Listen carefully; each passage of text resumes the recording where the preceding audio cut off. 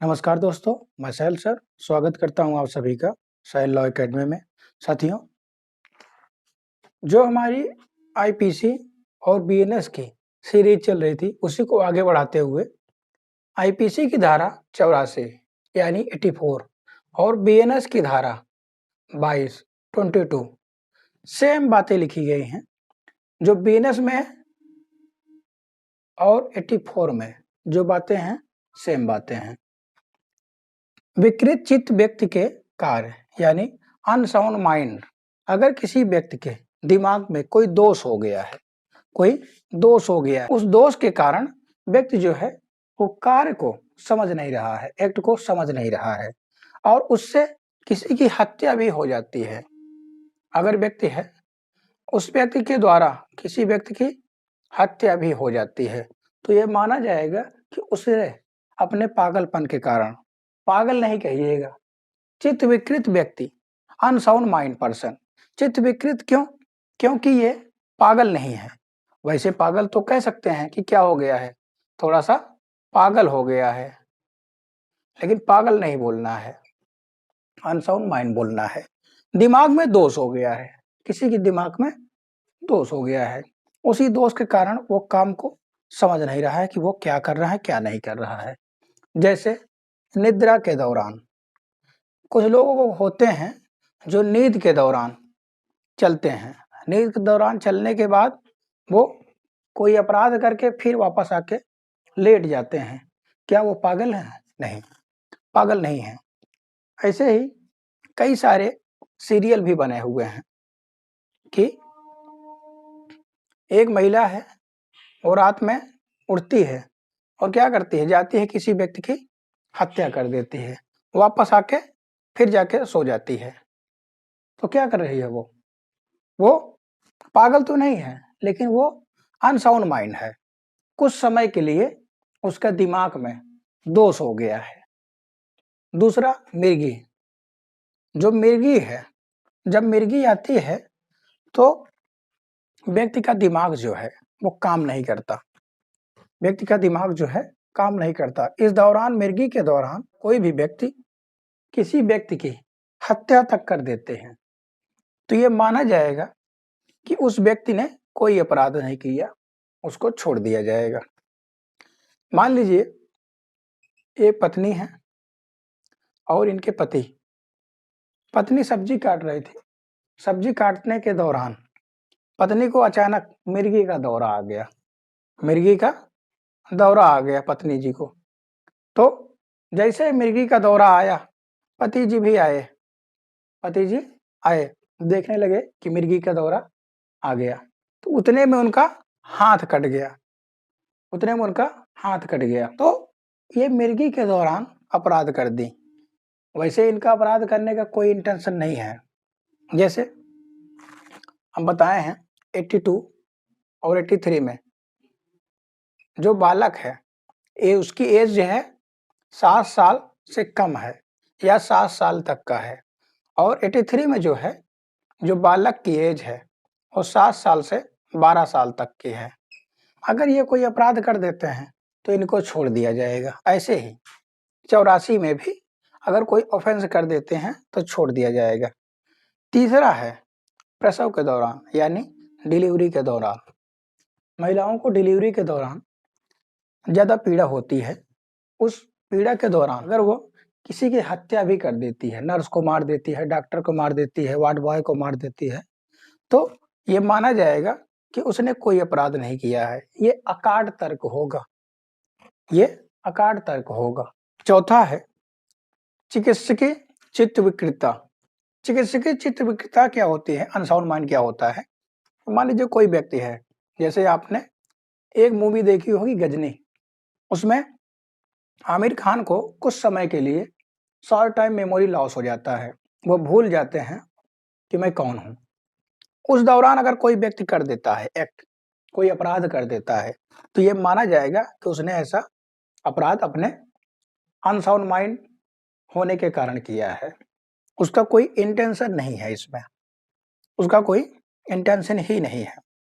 Doctor ने ये कह दिया है, ये जो चित्त विकृत है, अनसाउंड माइंड है, ये कब होना चाहिए? अपराध करने के बाद, अपराध करने के पहले या अपराध करते समय।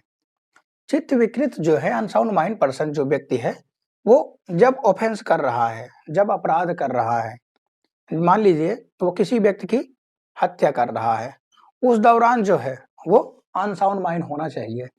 बाद में और पहले नहीं, ठीक उसी टाइम पे अनसाउंड माइंड होगा, तभी यह धारा का बचाव उसको मिल पाएगा, अन्यथा नहीं मिल पाएगा।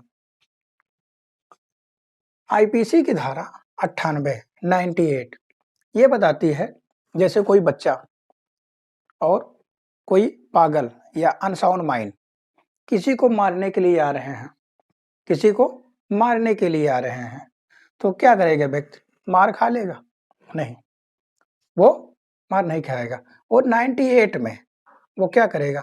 98 में अगर पागल ने आपको मार दिया है तो 84 में बच जाएगा, और आपने पागल को मार दिया है तो 98 यानी 98 में आप पागल को मार के, बच्चे को मार के बच जाएंगे। बच्चा 7 साल का है या 7 साल से कम का है, और क्या कर रहा है?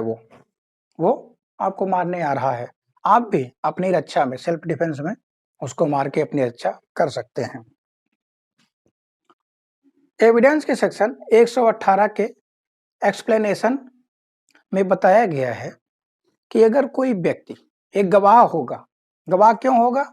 कि अगर वो न्यायालय के कार्य को, अगर वो जो पूछा जा रहा है उस बातों का ठीक ठीक उत्तर दे रहा है, जो बातें पूछी जा रही हैं न्यायालय के में, जो बातें पूछी जा रही हैं उसका ठीक ठीक उत्तर दे रहा है, तो व्यक्ति जो है वो गवाह माना जाएगा, सक्षम साक्षी होगा, अन्यथा नहीं होगा।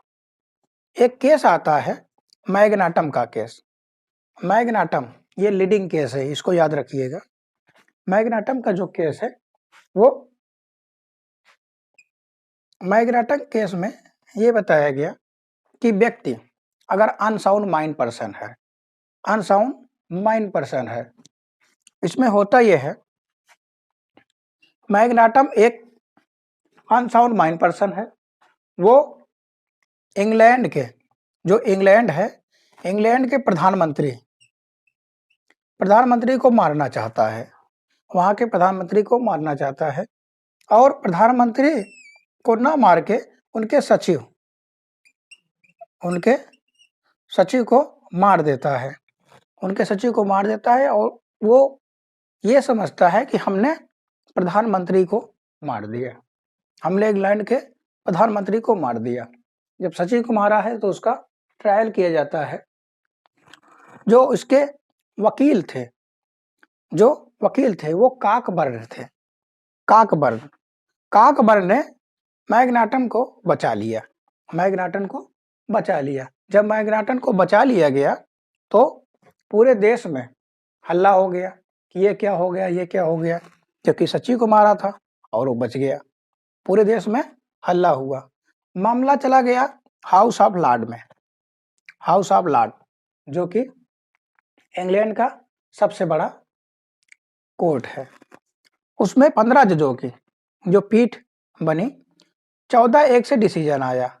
जो इसके चीफ जस्टिस थे, हाउस ऑफ लॉर्ड में कोई अपील नहीं किया था। हाउस ऑफ लॉर्ड ने पहले से अपने से ही मामले को ले आए। उसके जो मुख्य जज थे, चीफ जस्टिस थे, वो टिंडले थे। टिंडे की सब्जी खाते रहिए और टिंडले को याद करिए। इसमें मैग्नाटम को छोड़ दिया गया था। इसमें जो अनसाउंड माइंड पर्सन है उसको परिभाषित किया गया कि अनसाउंड अगर माइंड है कोई व्यक्ति तो उसको छोड़ दिया जाएगा। डरहम वर्सेस यूएसए के बाद में यह बताया गया, अगर मस्तिष्क में कोई दोष है तो उस व्यक्ति को सजा नहीं देनी चाहिए। अगली जो धारा है वो आईपीसी की धारा 85 और बीएनएस की धारा 23 में सेम बातें लिखी गई हैं। अनैच्छिक मतता का ये मतलब होता है कि कोई व्यक्ति शराब पी लिया है, कोई शराब पी लिया है। अनैच्छिक में ये होता है कि अपने मर्जी से नहीं किया है, अपनी मर्जी से नहीं किए हैं। मान लीजिए कुछ लोग मिलके किसी व्यक्ति को जबरन उसकी मर्जी के खिलाफ और उसकी जानकारी के बिना उसको पिला दी गया। अब वो क्या कर रहा है, बाहर जाके अगर कोई अपराध कर देता है वो, तो ये माना जाएगा कि उस व्यक्ति ने कोई अपराध नहीं किया है। यहाँ अपने से नहीं पिए हैं, दूसरे के द्वारा पिलाई गई है। इसमें ये कहेंगे कि मैंने पी नहीं है, मुझे पिलाई गई है।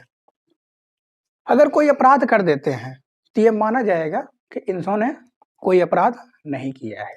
अगर कोई व्यक्ति जानबूझ के किसी की हत्या करता है, इसमें जानकारी के अभाव में तो छूट नहीं मिलेगा, लेकिन इंटेंशन में यानी आशय में छूट मिल जाएगा।